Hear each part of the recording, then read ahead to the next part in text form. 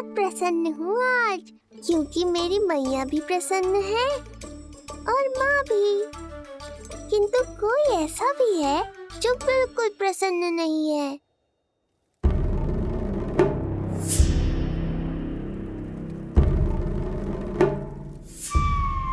किसने की तुम सबकी ये अवस्था?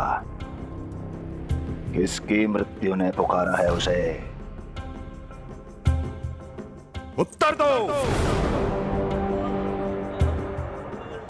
हम नहीं जानते महाराज, वहां कोई था ही नहीं, किंतु कोई तो था महाराज। विष्णु था वो, छलिया विष्णु। कहां छुपा हो सकता है वो? विष्णु कहाँ छिपा है ये तो मैं भी नहीं जानता महाराज, किंतु जब से आकाशवाणी के विषय में आपने बताया है, मुझे एक शंका है जो लगातार मेरे हृदय को कचोट रही है। आकाशवाणी के अनुसार विष्णु का अवतार देवकी के गर्भ से 8वें पुत्र के रूप में जन्म लेने वाला था, अर्थात उसका जन्म उस बंदी गृह में ही हुआ होगा। तो फिर वो वहां से भागा कैसे? और उसे तो पुत्र होने वाला था महाराज। फिर वो कन्या, वो किसकी पुत्री थी? कहीं ऐसा तो नहीं कि उस बंदी गृह में कुछ ऐसा हुआ हो जो आपकी जानकारी के बाहर हो महाराज? और यदि कुछ ऐसा हुआ है तो क्या वसुदेव और देवकी के जानकारी के बिना ऐसा हो सकता था? मुझे तो लगता है महाराज कि आपकी बहन और आपके बहनोई दोनों ही आपके शत्रु विष्णु के साथ मिले हुए हैं। मेरी बहन और मेरा बहनोई, उनमें इतना साहस नहीं। उन कायरों ने तो मेरे भय से अपनी सभी नवजात शिशुओं को एक एक कर मुझे सौंप दिया था। वो मेरे विरुद्ध नहीं जा सकते।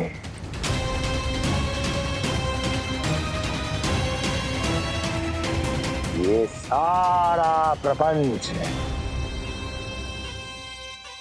उस विष्णु का रचा हुआ है। हमें उसे ढूंढना ही होगा। सैनिकों को गांव-गांव भेजकर हमें अपना समय व्यर्थ नहीं करना चाहिए महाराज। हमें तो केवल अपनी खोज को केंद्रित करना होगा।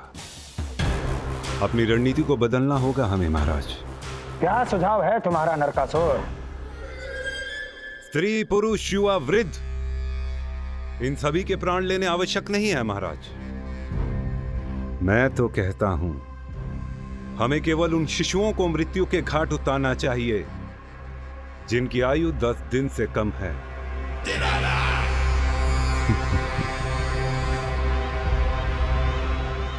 लगता है कंस को मेरा सुझाव अच्छा नहीं लगा।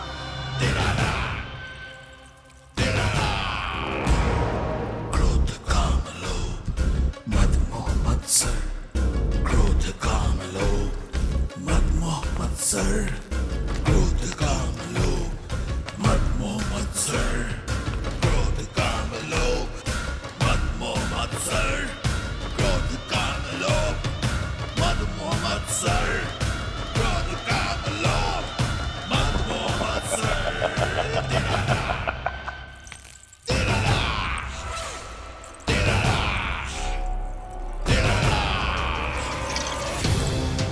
वाह मेरे मित्र वाह। व्यक्ति की सफलता और असफलता दोनों ही उसके मित्रों पर निर्भर करते हैं, और जिसके तुम जैसे हितैषी हो उसका कोई अहित नहीं कर सकता।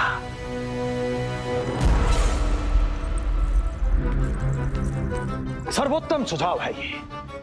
यदि हमें उस विष्णु को रोकना है तो 10 दिन से कम आयु के सभी बालकों के प्राणों को हरना होगा।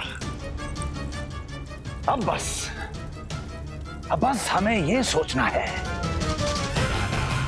कि इस कार्य को करने के लिए हम में से सबसे अधिक उपयुक्त कौन होगा।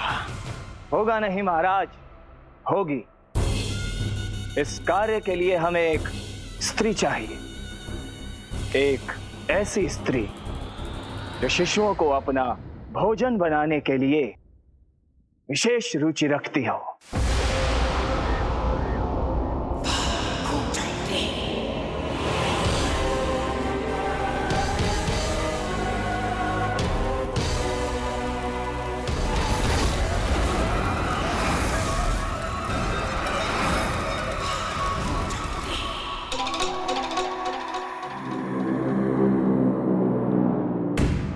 मैं स्वयं जाकर मिलूंगा उससे। इस कार्य के लिए सबसे उपयुक्त वही है। पूतना, पूतना, पूतना, पूतना, पूतना।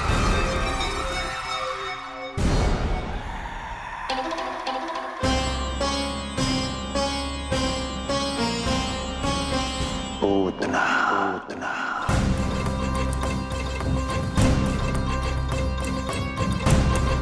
क्या हो लल्ला, सब ठीक तो है ना?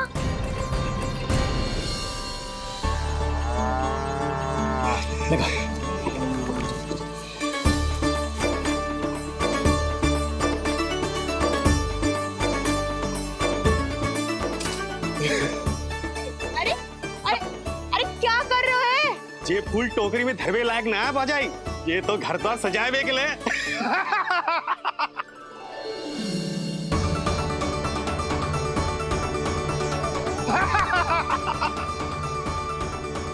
जसोमती मैया के नंदलाला का षष्ठी पूजन जो है आज।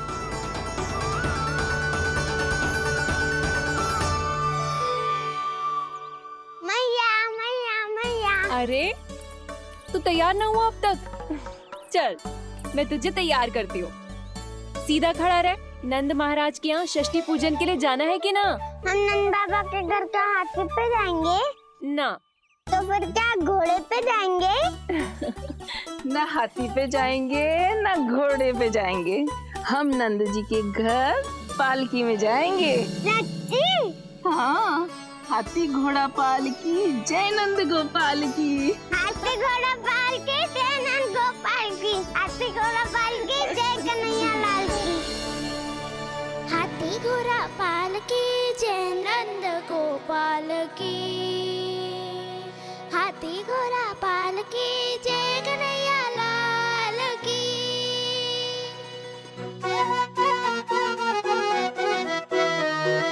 रंगोली रंग सज रहे न्यारे, इत्र महक रहे हैं मोगरे वाले।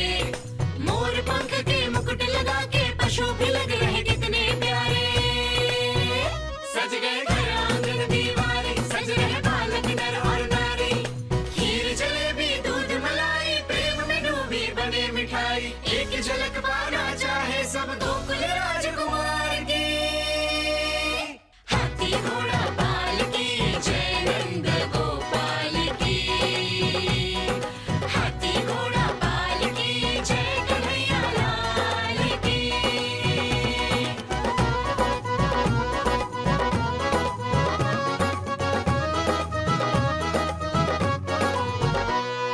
शोभित नीलमणि के तन पे, पीतांबर भी स्वर्ण सदम के। मोती माला कड़ा पे जलिया, होकर मगन खुशी में खनके। आनंद उत्सव मन को भाए, कान्हा मन मन मुस्काए। यशोमती अपने लल्ला को मंत्र मुग्ध देखी ही जाए। बारंबार वो दृष्टि उतारे अपने नटखट बाल की। हाथी घोड़ा पालकी जय नंद गोपाल की। हाथी घोड़ा पालकी जय कन्हैया लाल की। हाथी घोड़ा पालकी जय नंद गोपाल की।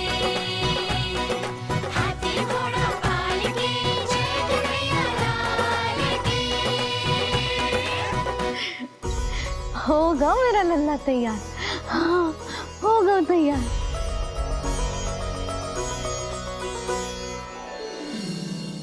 आज नए वस्त्रों में कितना मनोहर लग रहा होगा वो।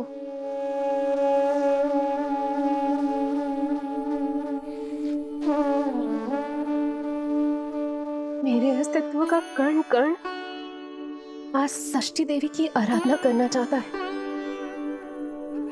किंतु यदि मैंने ऐसा किया तो भैया को संदेह हो जाएगा।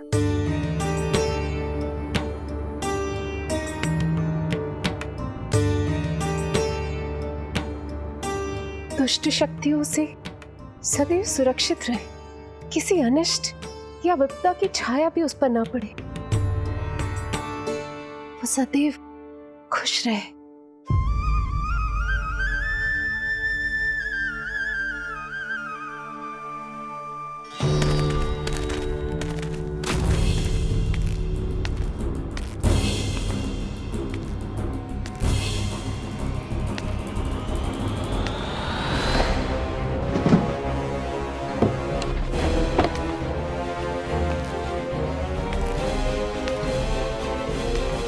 हमें लगा महाराज कंस हैं, किंतु ये तो उनकी छाया है दुर्जन। छाया नहीं, महाराज कंस का सबसे अधिक प्रिय और विश्वसनीय सेवक हूं मैं। जो भी हो, उत्सव की मिठाई कहाँ है? आपके घर पुत्र हुआ है। तनिक धीरे बोलो मित्र, तुम्हारे कारण मेरे पुत्र के प्राणों को संकट आ सकता है। ऐसा क्यों कह रहे हो मित्र? तुमने सुना नहीं? महाराज कंस का आदेश है कि 10 दिन से कम आयु के सभी नवजात शिशुओं को मृत्यु के घाट उतार दिया जाए।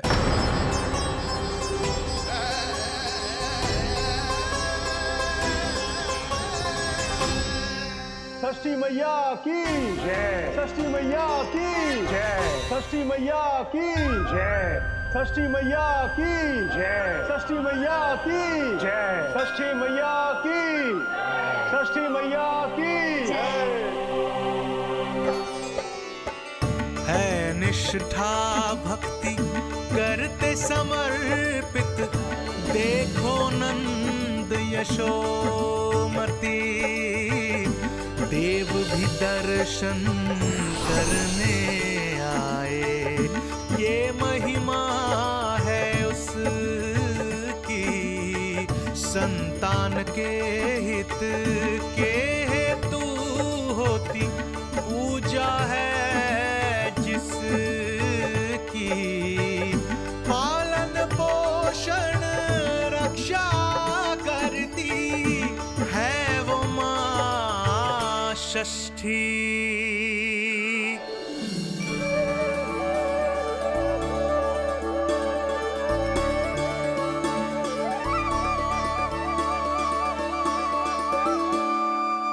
कंस बहुत ही निर्दयी है। इसलिए मैंने अपनी पत्नी समेत अपने पुत्र को भी पड़ोसी राज्य भेज दिया है, उसके मामा के यहाँ। वहां वो दोनों सुरक्षित रहेंगे। किंतु आप तो उनके सबसे अधिक विश्वसनीय सेवक हो मित्र।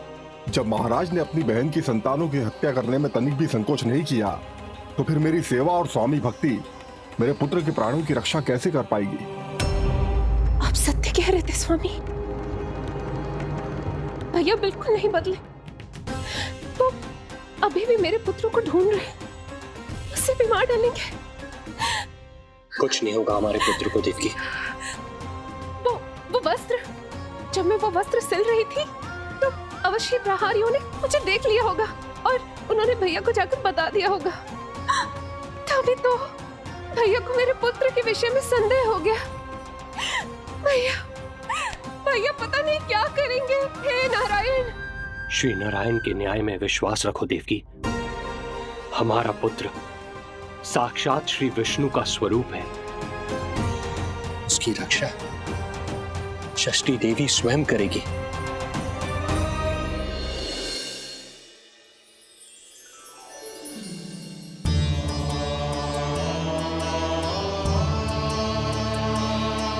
आ गए मधुमंगल।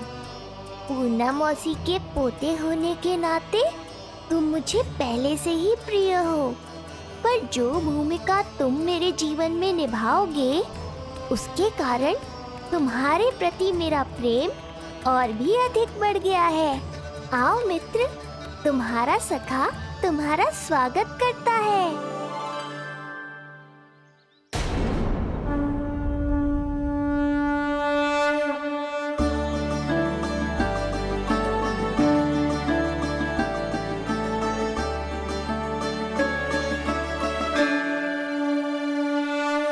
हे मां षष्ठी, गोकुल के भविष्य हमारे राजकुमार को उत्तम स्वास्थ्य और दीर्घायु का आशीर्वाद दीजिए। सभी संकटों से, बाधा व्याधि से सदैव इसकी रक्षा करना मां।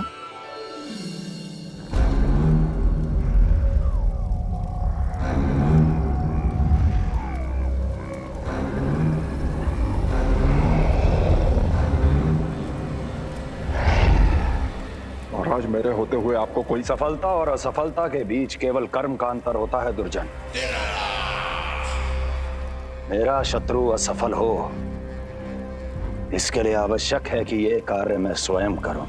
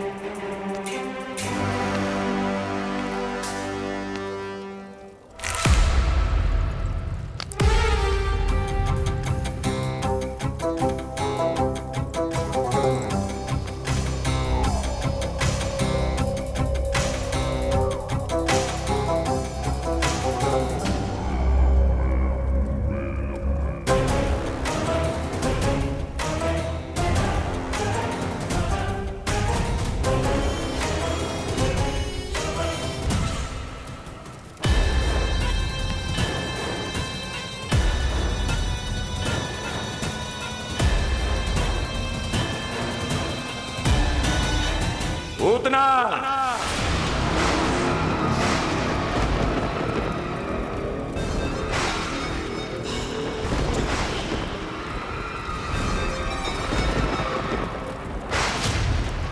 कंस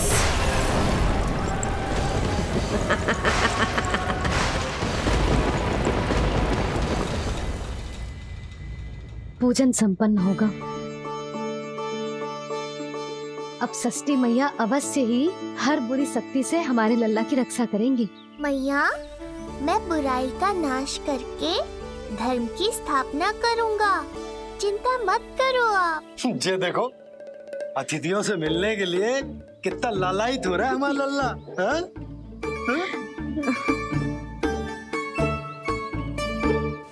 दसों दिशाओं में जिसके नाम का डंका बजता है, वो महान मथुराधिपति आज मेरे साधारण से आवास पर। अवश्य ही कोई विशेष कारण होगा। कारण है वो कार्य जो तुम्हें मेरे लिए करना है।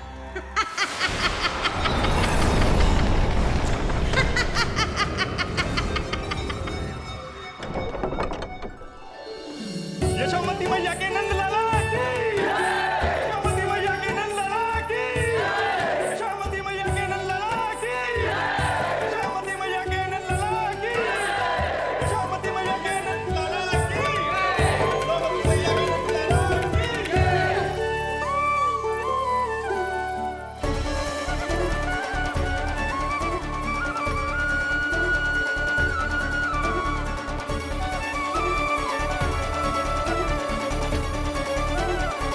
अरे, आप सबको यहाँ देखकर मेरी प्रसन्नता तो और बढ़ गई।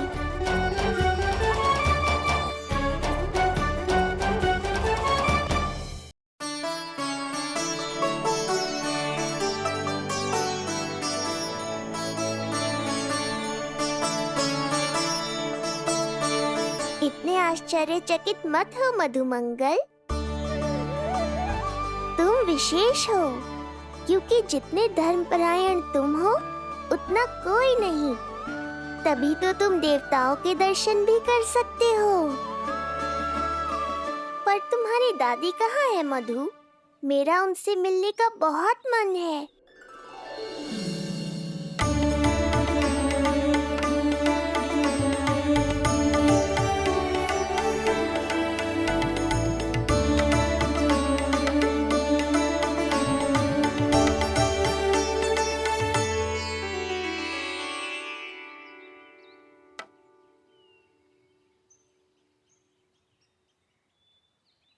पूर्णा मौसी, बहुत अच्छा किया आप आ गए, सच्ची।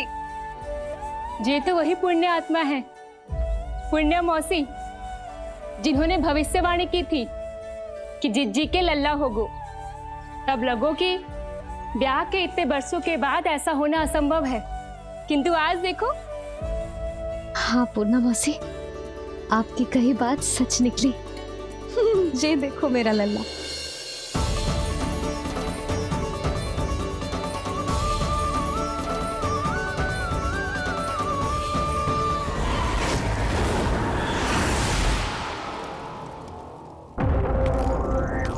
तुम्हें मेरा आदेश मानना होगा। महाराज हूं मैं तुम्हारा। यदि तुमने ऐसा ना किया तो परिणाम क्या हो सकता है ज्ञात है ना? मैं तुम्हारे भी प्राण ले सकता हूं। नवजात शिशुओं की हत्या करना तुम्हें भी प्रिय है ना पूतना? नवजात शिशु?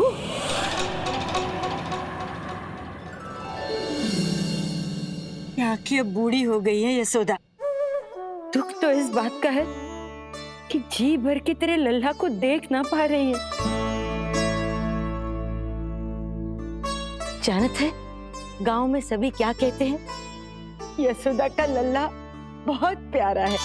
हाँ, वो तो मैं हूँ, किंतु तुम कैसी हो पूर्णा?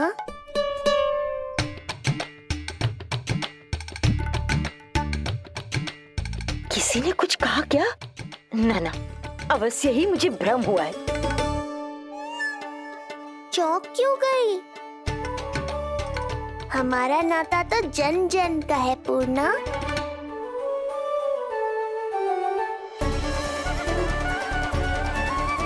लल्ला की देह तो दमक रही है, तो क्या मुझसे बात भी यही कर रही हो? जी, जी मुझसे बात कर रही हो? अरे क्या कर रही हो? सबको मत बताओ पूर्णा, ये केवल हम दोनों का रहस्य है, मेरा और तुम्हारा।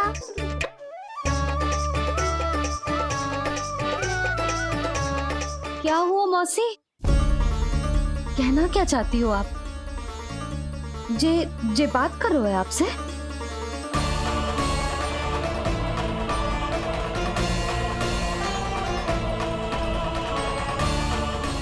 बताओ पूर्णा मौसी, क्या हुआ?